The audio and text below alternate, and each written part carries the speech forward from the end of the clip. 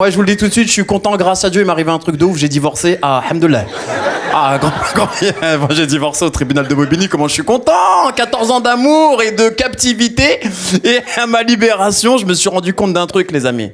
Écoutez-moi bien, la Belgique. Je me suis rendu compte d'un truc, c'est que je suis resté 14 ans en couple. La dernière fois que j'ai dragué une fille, c'était en 2001.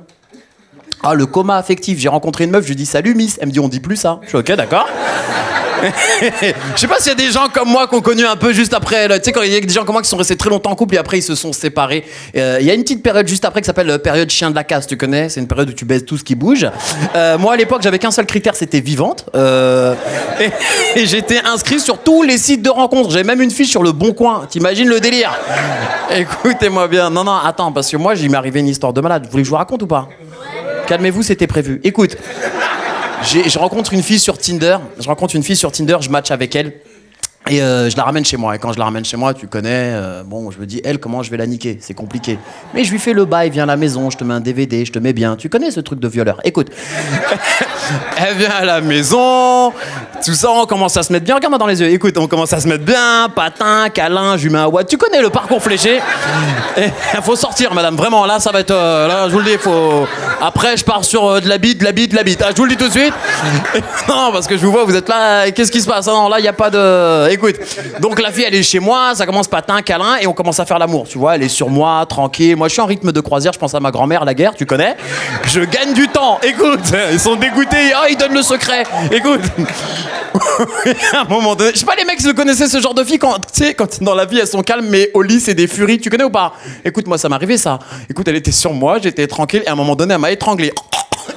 Et elle m'a regardé, elle m'a dit maintenant c'est qui te baise? Écoute-moi bien. Oh, je l'ai regardé, j'ai replacé le vouvoiement, je fais bah vous madame. Tu vois ce que je veux dire? Elle m'a mis une gifle, même mon père il m'a jamais tapé comme ça. Hein. Elle m'a dit c'est qui ma pute? Je fais bah moi apparemment. Non mais on va parler un peu cool et un peu d'amour dans tout ça. De ces 14 ans d'amour, quand même, j'ai eu la plus belle chose qui m'est arrivée. J'ai eu une petite fille, j'ai eu un enfant les amis, ça c'est beau. Oh. Elle a 5 ans, elle est en terminale, donc elle est beaucoup plus intelligente que toi. Et moi je vous le dis, je suis papa célibataire, ma fille c'est ma vie, je vous le dis tout de suite, je l'adore. C'est pas facile d'être papa célibataire et d'être comédien, je vous le dis, c'est pas évident parce que pendant que je joue devant vous, là ma fille attend l'extérieur dans la voiture, et ça c'est pas facile, et à Paris en plus, donc autant dire que c'est compliqué. Bah elle garde la voiture, que si tu veux, attends, chacun son alarme. Non, c'est pas bien. Écoute, non, franchement, pour ma fille, moi, je suis vraiment un papa poule. Et pour ma fille, je fais tout. Vraiment, j'essaie même de devenir un père exemplaire. C'est pas facile de devenir un père exemplaire. Et ma fille, pour moi, c'est ma vie. Et je vous l'ai dit, je vous souhaite pas devenir père ou mère célibataire. Moi, il m'est arrivé une galère de dingue avec ma fille la semaine dernière. J'étais avec elle à la maison et je la mets à dormir vers, 19h30, 20h, le truc de bon père. Tu vois ce que je veux dire? Et vers 23h30, minuit, je suis tout seul chez moi dans le noir. Dans mon salon, je me dis, tiens, Tariq, mets-toi un film d'horreur. Tout seul, dans le noir, dans mon salon. L'erreur fatale.